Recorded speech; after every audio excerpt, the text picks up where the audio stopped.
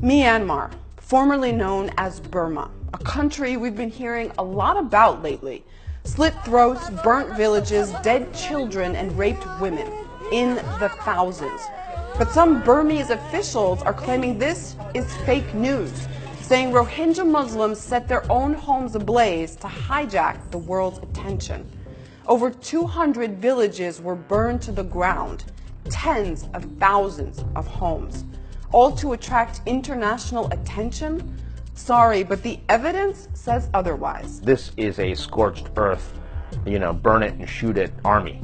And, they have once again committed ethnic cleansing, in this time against the Rakhine. 400,000 Rohingya have fled, over 200,000 of whom are children. Refugees say the army is planting mines along the border with Bangladesh, and soldiers are shooting at them as they try to flee. The UN is calling it a textbook example of ethnic cleansing. But Myanmar's de facto leader, a human rights hero, doesn't think so. It is very little known that the great majority of Muslims in the Rakhine state have not joined the exodus.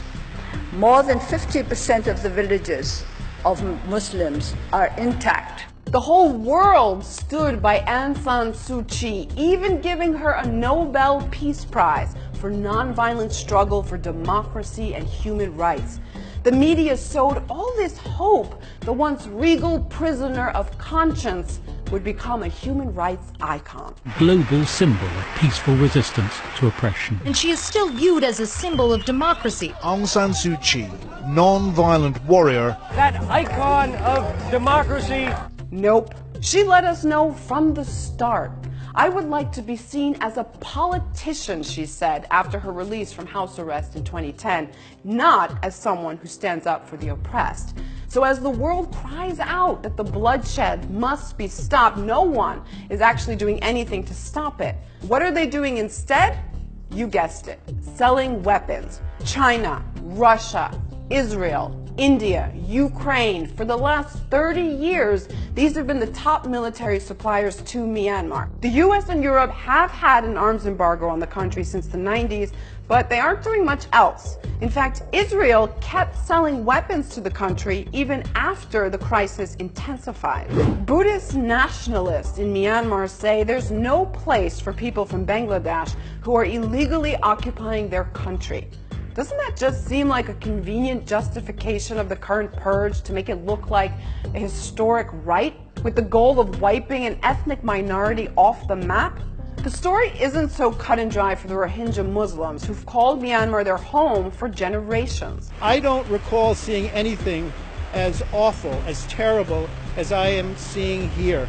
The crimes against humanity, the ethnic cleansing for which the government of Burma is responsible, are like nothing I've witnessed before. I visited a hospital yesterday. Children, ages 1, 5, 10, suffered burn wounds, gunshot wounds, and with human beings essentially treated like animals. I'm not saying the latest bloodshed came out of nowhere. It began after suspected Rohingya terrorists attacked security forces.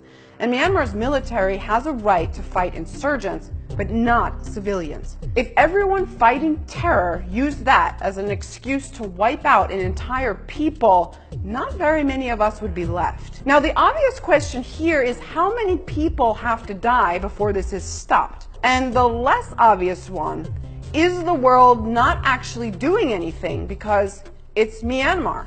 Far away, not a major player or strategic position. It's not Syria, not the Balkans, not the Korean Peninsula. It's Myanmar. Think about it.